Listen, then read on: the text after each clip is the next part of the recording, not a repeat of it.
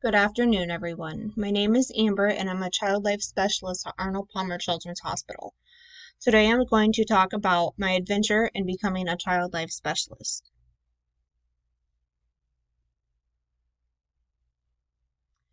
I have been here for 3 years, but in the medical field for about 9.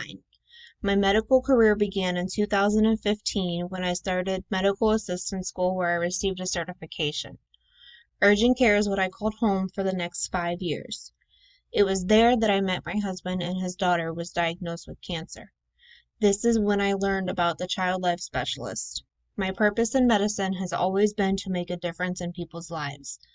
I learned that this job would incorporate not only that desire, but my interest in finding resources, strengths of being able to communicate and break information down, and still have that hands-on experience with my patients and their families. Medicine is a revolving door and is always changing. We are always learning ways to improve and better the world around us. I desperately wanted to be part of that, a part of seeing the relief on a parent's face as they see their child being comforted, to see that there is help to cover medical expenses. I started my journey at Valencia Community College for an associate's degree in general studies. I was fortunate enough to receive financial aid, which covered my schooling costs of approximately $12,000. I then transferred to UCF where I got my bachelor's degree in psychology. This cost averaged about $16,000. I was able to get financial aid for some of that, but still did have to pay out as well. I supported this by personal budgeting. I had been saving over the years, knowing I would need it and did not want to take out loans unless it was absolutely necessary. After this, I had to apply for a child life specialist program within the hospital where I had to continue a few specialty courses.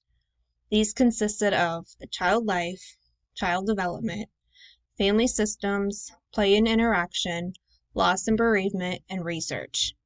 I have annual training and seminars that I need to keep my certification.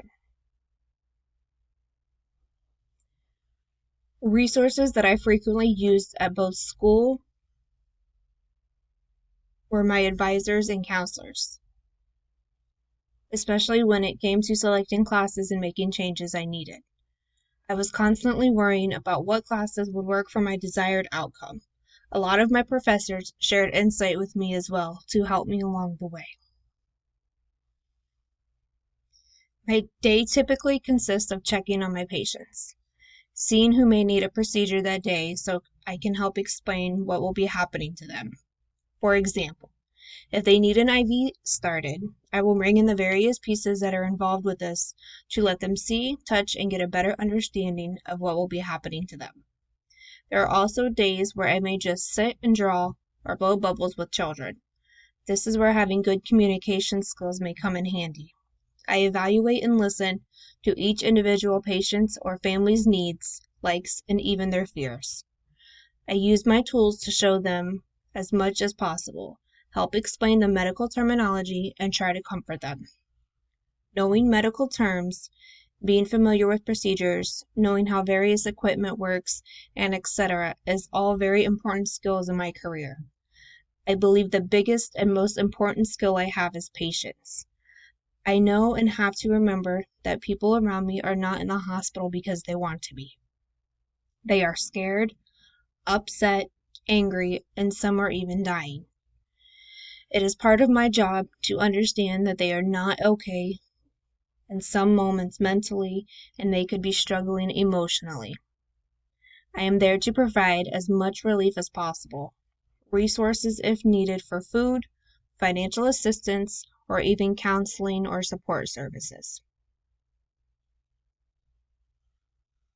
Many people ask what one of my favorite parts of the job is. Aside from helping patients and their families, I get to wear fun scrubs. They are comfortable and the next best thing to pajamas. So who wouldn't want to wear pajamas every day? I am also able to wear business casual, which consists of dress pants, shoes, and a polo shirt, depending on what I will be doing that day. I also always keep my stethoscope for when the need arises that I may need it.